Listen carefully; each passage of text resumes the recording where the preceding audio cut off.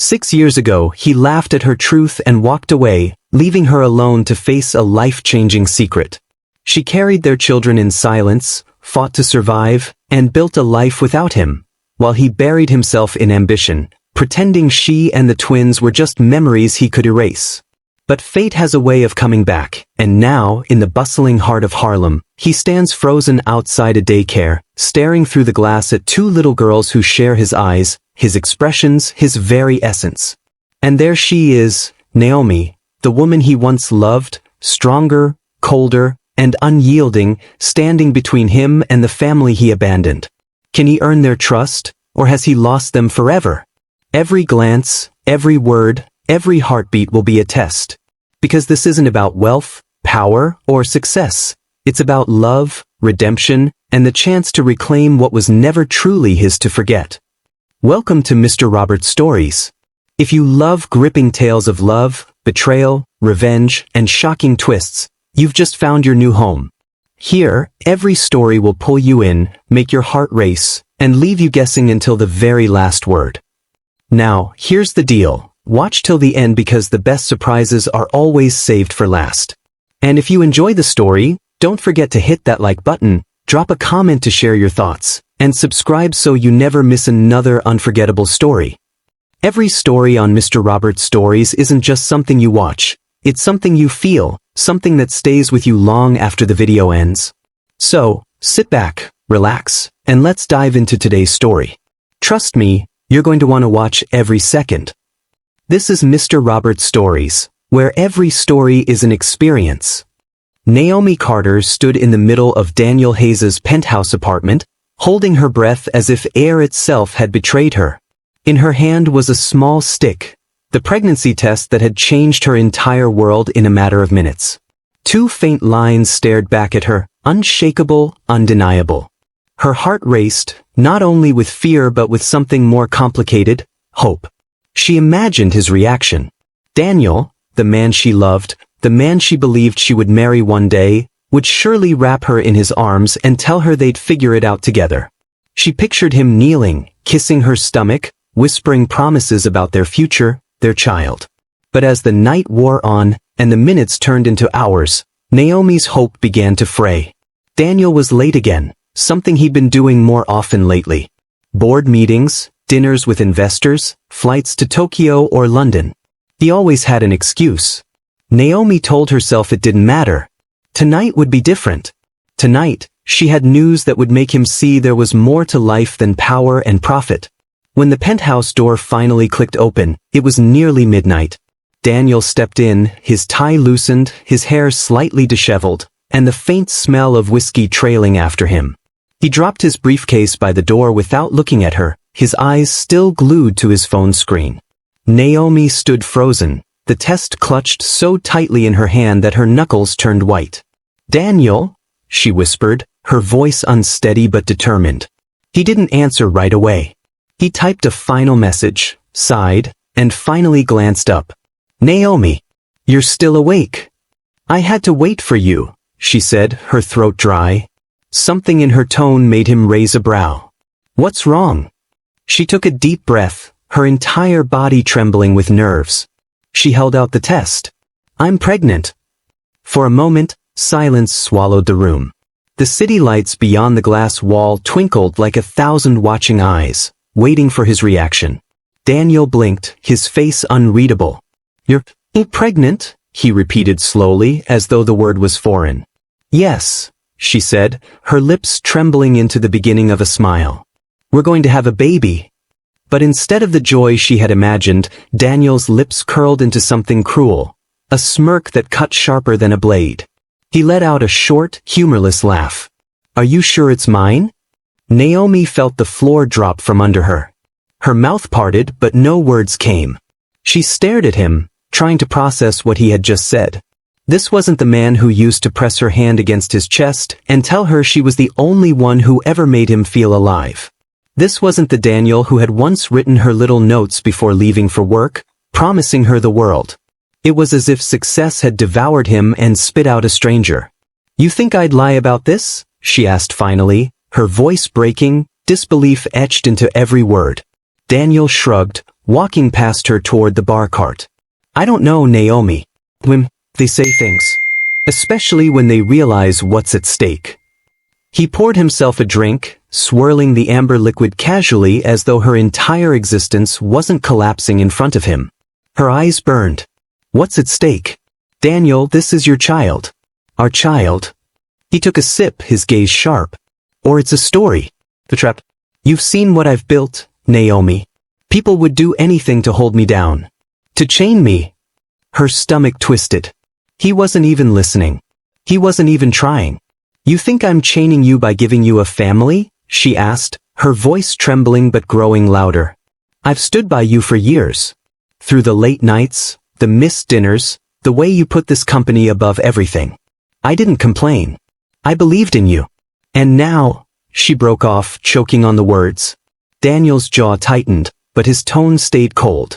Naomi, don't make this dramatic. You've always been emotional. You'll see in the morning that this isn't what you want either. A child right now? It would ruin everything. Her heart splintered. Ruin everything? Yes, he said firmly, setting his glass down with a soft clink. My IPO is about to launch. Investors are watching every move I make. A baby would send the wrong message. That I'm distracted. That I'm weak. And I can't afford that, not now. Tears blurred Naomi's vision. She took a step back, her breath shaking. The man she had loved with everything she had wasn't here anymore. In his place stood someone she didn't recognize. A man who valued money more than life, ego more than love. She looked at the test in her hand one last time before letting it fall to the marble floor. The sound of plastic hitting stone echoed like a gavel striking judgment. Daniel didn't move to pick it up. He didn't reach for her. He didn't say her name. Naomi grabbed her keys, her purse, and without bothering to slip on shoes, she walked to the door. Naomi, he said finally, his tone low, almost bored. She froze, one hand on the doorknob, a final flicker of hope lighting inside her. Maybe he'd take it back. Maybe he'd call her baby again, tell her they'd figure it out together. But his next words crushed her completely. You'll thank me later. Her chest heaved. Her vision blurred with tears she refused to let fall in front of him. Without another word, she opened the door and stepped into the cold hallway, her bare feet against the unforgiving concrete. She didn't look back. That night, Naomi disappeared from Daniel's world. She went on to fight battles he never cared to know about, the sickness of her first trimester alone, the exhaustion of working 2 jobs while carrying twins, the terror of giving birth without anyone's hand to hold. And Daniel? He buried himself deeper into work. He convinced himself she'd been exaggerating, that she'd run off to trap someone else with her lies. Whenever her name surfaced in his thoughts, he shut it down, burying her in the graveyard of mistakes he refused to revisit. Naomi Carter became a ghost to him. Just another chapter he erased. But ghosts never stay gone forever. Daniel Hayes had stood in some of the most intimidating rooms in the world. Rooms filled with billionaires, political leaders, men and women whose signatures could shake markets. He'd stared down competitors who tried to bankrupt him, survived scandals that would have destroyed lesser men, and sealed deals worth billions without flinching. But as he walked into the narrow hallway of a Harlem daycare, he felt strangely out of place. His assistant, Melissa, walked a step ahead of him, heels clicking against the linoleum floor. She carried a folder full of documents about the foundation's latest donations, prepared to sell the story to the press. This visit will look good, she whispered. Family-oriented, humble. The board will love it. A reminder that you're still human. Daniel gave a short nod, adjusting the cuffs of his expensive navy blazer. He wasn't here because he cared about crayons and nap mats. He was here for optics. After a failed merger in London, his investors were restless, and the headlines had been brutal. Smiling for cameras in a daycare would soften his image. Or so he thought. The director of the daycare, a woman with a sunflower pin fastened neatly to her blazer, greeted him warmly. Mr. Hayes, we're so grateful for your support. The children are excited, even if they don't quite understand what a CEO is. Daniel offered his practiced smile. It's my pleasure. Would you like to see them? She asked, gesturing down the hall. We have an observation window. Parents often use it to check on their kids without disturbing class. He followed her, his polished shoes silent against the scuffed tiles. The hallway smelled faintly of baby lotion and disinfectant. On the walls were drawings, lopsided stick figures, houses with crooked roofs, rainbows with too many colors. For some reason, he found himself staring longer than expected. They reached the large window. Children played inside, laughter bouncing off the painted walls. Some were coloring, others stacking blocks. Daniel stood stiffly, preparing to feign interest until the director moved on to the next talking point. And then his heart stopped. In the far corner of the room, two little girls sat at a small red table. One was bent over a sheet of paper, drawing with intense focus, her brows furrowed in concentration. The other stacked wooden blocks with precise movements, tilting her head slightly to the left, an exact mirror of how Daniel himself tilted his head during tough negotiations. For a moment he thought his mind was playing tricks on him. He stepped closer to the glass, his pulse thundering in his ears. The girl who was drawing pushed her curls from her forehead and frowned when the crayon snapped. The expression was so familiar it made his chest tighten. It was his frown, the very same sharp line he saw in the mirror every morning. The other girl knocked over her tower and laughed, a full, carefree laugh that seemed to pierce him. When she leaned forward to rebuild, Daniel caught it again, the unmistakable shape of her eyes. His eyes. He couldn't breathe. The director glanced at him curiously. Sweet girls, aren't they? Twins. They joined us a few months ago. Very bright. His throat went dry. What are their names? He asked, his voice unsteady. Ari and Nova, she replied cheerfully. Their mother's in the office right now, filling out some paperwork. Would you like to meet her? The words hit him like a collision. Their mother. He already knew. Before he could answer, a voice floated down the hallway, firm and even. No need. I'll meet him here. Daniel turned slowly. Naomi Carter stood at the end of the hall. For a split second, it felt like the world stopped spinning. She looked different, stronger somehow. Her smooth brown skin glowed faintly under the fluorescent lights, her posture straight, her chin raised. Her locks were pulled back neatly, and her dark eyes were cold, steady, unshaken. In his memory she was always warm, laughing, full of life. Tonight she was steel. Naomi, he breathed, her name almost foreign on his lips after so many years. She didn't smile. She didn't flinch. She walked toward him with measured steps, arms crossed over her chest. When she stopped, the glass window separated them from the children, but her body stood between him and the twins like a shield. You left me pregnant and called me a liar, she said quietly, each word precise. Now you want to meet your daughters. Her voice didn't shake. She didn't yell. She didn't cry. She didn't need to. Every syllable cut him open. Daniel felt his knees weaken, his breath caught between guilt and disbelief. For years, he had convinced himself Naomi had disappeared, that her pregnancy had been nothing more than manipulation, a dramatic lie to tie him down. But the evidence was right there in front of him, two little girls building block towers and coloring with his same stubborn intensity. He swallowed hard, his voice breaking. I didn't know. Naomi's jaw tightened. No, Daniel. You didn't want to know. Behind the glass, one of the girls, Ari, he thought, laughed and knocked over her sister's blocks. Nova frowned, then carefully began rebuilding, showing a patience that stung him to his core. They looked so much like him it hurt. Daniel pressed his hand against the glass unconsciously, as if closing the distance would make them real. But Naomi's eyes narrowed, and he pulled his hand back quickly. This isn't a press stop, she said flatly. This isn't PR. This is reality. And reality has two names, Ari and Nova. He looked at her, at the woman he had once loved, the woman he had betrayed with his arrogance. She wasn't broken. She wasn't begging. She was standing tall, unmovable, her daughter's silent protector. The director, sensing the tension, excused herself quickly, leaving them alone in the hallway. The sounds of children's laughter continued behind the glass, almost mocking Daniel's silence. He tried to find words. Any words. But the truth was a blade pressed against his throat.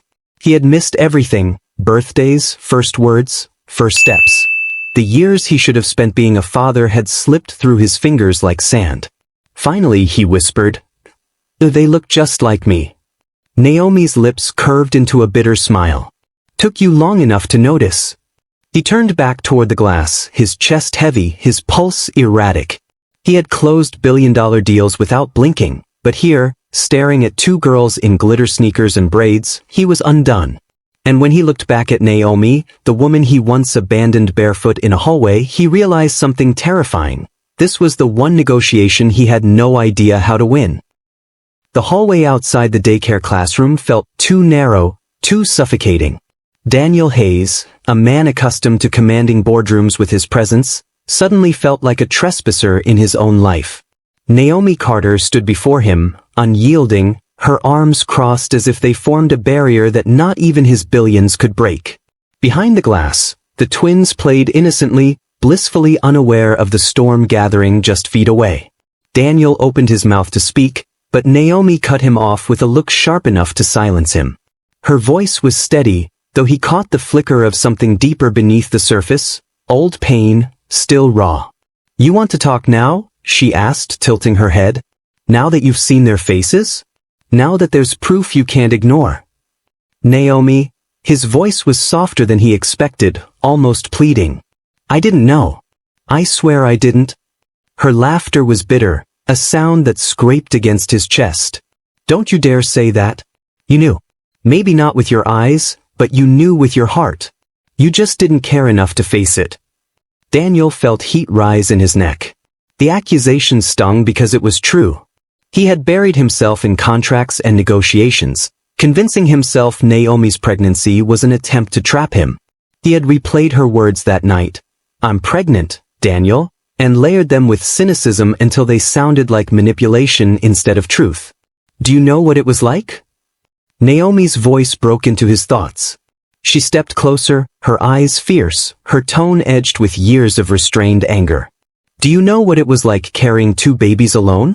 Working double shifts while my body ached, while my ankles swelled, while I cried myself to sleep because you weren't there?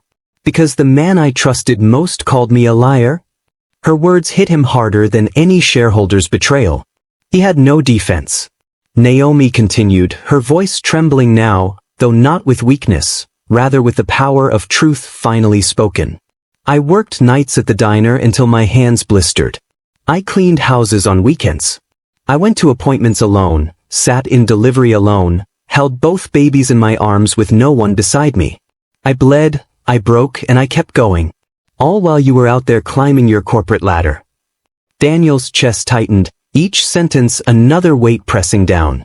He glanced through the glass again, where Ari and Nova were now laughing together, unaware of the story unraveling outside. "My daughters," he thought. Two little lives he hadn't earned the right to know.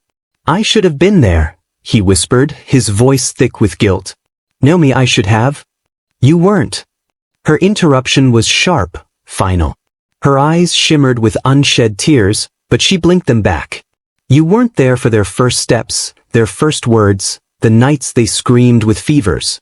You weren't there when I had to choose between paying rent or buying medicine. You weren't there when Ari asked why she didn't have a daddy, or when Nova said maybe you'd show up one day. Do you know what it's like to look into their little faces and lie, to tell them they're loved when the man who helped create them disappeared?" Daniel staggered back a step, as if her words had struck him physically. He pressed his hand against the cool wall, trying to steady himself. His empire, his wealth, his polished image, none of it mattered in this hallway. He was a man stripped bare, confronted with the brutal consequences of his cowardice. "I thought I was protecting myself," he admitted, his voice hoarse. "I thought." Naomi's eyes blazed. "Protecting yourself? From what? From love? From responsibility? You weren't protecting yourself, Daniel. You were running. And while you ran, I stayed. I stayed and I fought for them." Silence stretched between them, heavy and suffocating. Only the faint echoes of children's laughter filtered through the glass, mocking his despair. Daniel lifted his gaze, his voice cracking as he spoke. "I missed everything, didn't I?" Naomi's expression softened for just a moment, then hardened again. You didn't just miss birthdays and milestones, Daniel. You missed being their father. That's something you can never get back. Her words sliced through him. He felt the weight of 6 wasted years pressing down on his shoulders, years he had traded for boardrooms and profit margins. All those late nights hunched over contracts, all those hollow victories, they seemed worthless compared to the sound of his daughters laughing on the other side of the glass. He thought about the nights he had sat alone in his penthouse, sipping expensive scotch, convincing himself he had everything. In reality, he had nothing. Naomi, he said, his voice trembling now, stripped of its usual authority. I can't undo the past. But please give me a chance to try now. To be in their lives. She looked at him long and hard, her eyes searching his face. For a moment, he thought he saw a flicker of the woman he once knew, the woman who had laughed with him under city lights, who had trusted him enough to share her dreams. But it was gone in an instant, replaced by steel. They don't need promises, she said firmly. They don't need your money. They need consistency. They need someone who won't walk away when it gets hard. Can you be that? Because I won't let you hurt them the way you hurt me. Daniel swallowed hard, his throat tight. Yes, he whispered. I don't know how, but yes. I'll do whatever it takes. Naomi shook her head slightly, as if she'd heard it all before. Words are easy, Daniel. Show me. The finality in her tone pierced him deeper than any rejection he had ever known. Deals could be renegotiated, companies rebuilt, reputations restored. But this was different. For the first time in his life, Daniel Hayes faced a challenge he couldn't bluff, or bulldoze his way through. He would have to prove himself, day by day, to 2 little girls who didn't even know his name. And to the woman who had every reason to never forgive him. As Naomi turned toward the classroom door, Daniel felt panic rise in his chest. She was about to walk back to their daughters, back into a world he wasn't yet a part of. Naomi, wait, he said, desperation spilling from his voice. Do they even know about me? She paused, her hand on the doorknob. She didn't look at him when she answered. They know they have a father. But they don't know it's you. Not yet.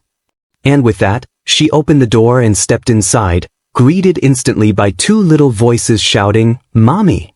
Daniel stood frozen in the hallway, staring through the glass as his daughters ran into Naomi's arms. His chest ached, his eyes burned, his breath came shallow. He realized then, with crushing clarity, that he wasn't the powerful CEO anymore. He was just a man, a father who had lost 6 years he could never reclaim. And the question that haunted him was simple, terrifying. Would he ever be worthy of a second chance? The classroom smelled of crayons, fresh paint, and the faint sweetness of baby lotion. Naomi Carter stood near the center, holding a clipboard in one hand, while her daughters, Ari and Nova, chased each other around a colorful rug. The sight was so ordinary, so simple, yet to Daniel Hayes, it felt like stepping into a world he had been banned from for 6 years. He lingered near the doorway, his hands clenched at his sides, trying to steady the storm inside him. Every fiber of his being was on high alert. Boardrooms had nothing on this. Negotiations with world-class investors had nothing on this. This, standing in a daycare filled with laughter and chaos, was his most terrifying challenge yet. Naomi's eyes met his across the room. Cold. Unforgiving, yet not unkind. You're late to everything, Daniel, she said lightly, though the sharp edge in her voice reminded him she wasn't joking. I don't want apologies. I don't want grand gestures. I want consistency. I want to see that if you stay, you won't vanish again.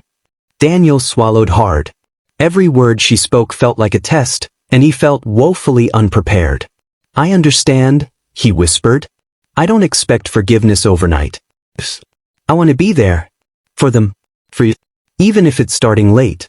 Even if I have to earn every moment. Naomi's gaze softened fractionally, just enough for him to see a glimmer of hope. Words are easy, she said. Actions are what matter. He nodded, feeling the weight of her challenge press down on him. She wasn't asking him to sign contracts or close deals. She was asking him to do something far more difficult. To become a father, to be present, to show love where he had once abandoned it. The twins, oblivious to the tension, continued their game. Ari carefully placed a tower of blocks on the edge of the table, while Nova painted furiously on a sheet of paper, her tongue sticking out slightly as she concentrated. Daniel's breath caught. The way Ari tilted her head when assessing the blocks, the precise flick of Nova's wrist as she painted, he could see himself in them. His expressions, his movements, every tiny detail mirrored in these little girls he had never known. Naomi, he began, his voice cracking. Can I say hi? She studied him silently, arms folded, and finally nodded. But keep it light. They don't know you yet. Don't confuse them. Daniel stepped forward, his polished shoes making soft clicks on the floor. Every instinct told him to retreat, to flee back into his familiar world of power and control. But this was different. This wasn't about money or ego. This was about earning the chance to be part of their lives. He lowered himself to one knee, bringing himself closer to their level. Ari was the first to notice him. She froze, her head tilted slightly as if measuring him, assessing whether he was friend or stranger. Daniel's heart pounded. Hi, he said softly, his voice gentle, unthreatening. Ari blinked, then whispered to her sister. Nova's eyes widened as she followed Ari's gaze. The twins didn't smile, didn't run forward, but their curiosity was palpable. They studied him as though sensing something familiar in the stranger who had appeared in their lives. I'm your dad, Daniel said, the words feeling alien on his tongue. The twins looked at each other, then back at him, tilting their heads in the same way he had always tilted his. Daniel's throat went dry. His chest tightened. For the first time, he realized the full weight of absence. How 6 years of silence and fear had shaped these little girls. And yet there was a spark, a glimmer of recognition. Naomi watched from a distance, a faint smile tugging at the corner of her lips. She didn't interfere. She let the girls take it in their own time, letting Daniel's presence sink in slowly, carefully. Daniel tried again. I want to be here. I want to learn everything about you. What you like, what scares you. I want to be part of your world, if you let me. Ari took a tentative step forward, her small hand reaching out. Daniel caught it gently, careful not to frighten her. Nova followed suit, placing her hand in his other hand. He felt the warmth of their touch, and a pang of guilt struck him. 6 years of lost hugs, missed bedtime stories, mornings spent without him. I'll need time, Naomi said softly. They'll need time. You'll need to prove you're serious. No excuses. No disappearing. No half measures. I know, Daniel said, his voice resolute. And I'll show you. Every day. I'll start now. I'll start anywhere. I can't waste another second. The twins' laughter broke the tension, filling the room like sunlight breaking through clouds. Ari knocked over a block tower, and Daniel instinctively moved to help her rebuild it. Nova giggled at the sight, and he couldn't help but laugh, a genuine, unguarded sound he hadn't made in years. Naomi's eyes softened further as she observed him. For the first time, Daniel felt something he had long thought impossible, hope.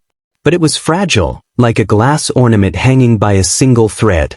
One wrong move, one absence, and it could shatter. Remember, Naomi said, her voice quiet but firm. This isn't about forgiveness. This is about trust. And trust is earned. I understand, he said. I'll earn it.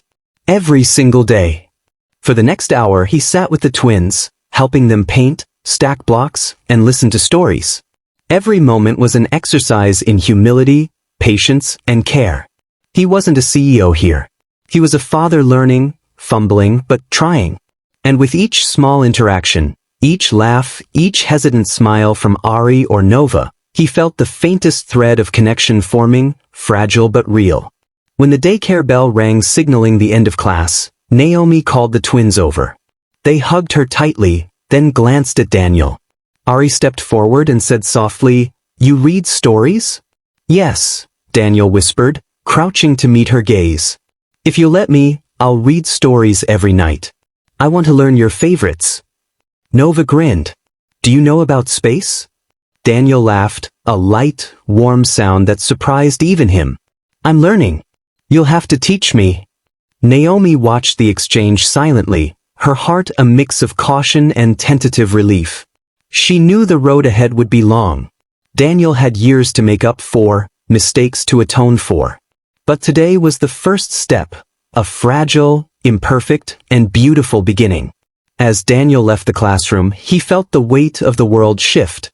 Not the weight of deals, mergers, or wealth, but the weight of love, responsibility, and redemption.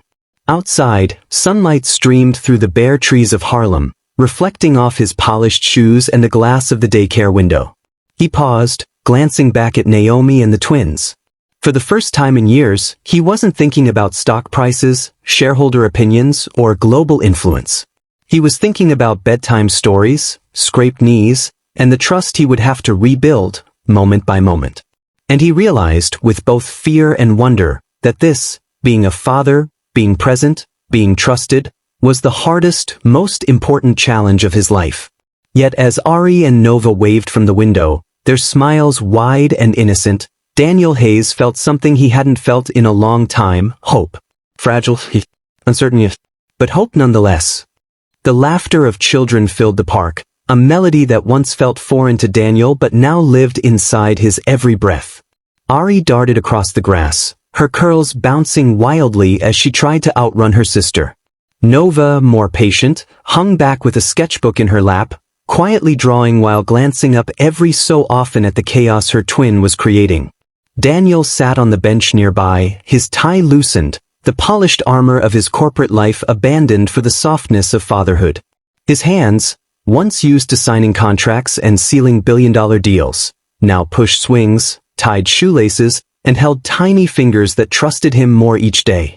Naomi stood a few steps away, arms folded, watching the scene with the same guarded strength she always carried.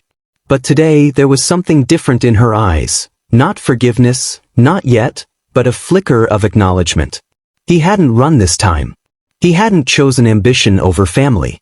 He had shown up, day after day, proving with actions what words could never repair.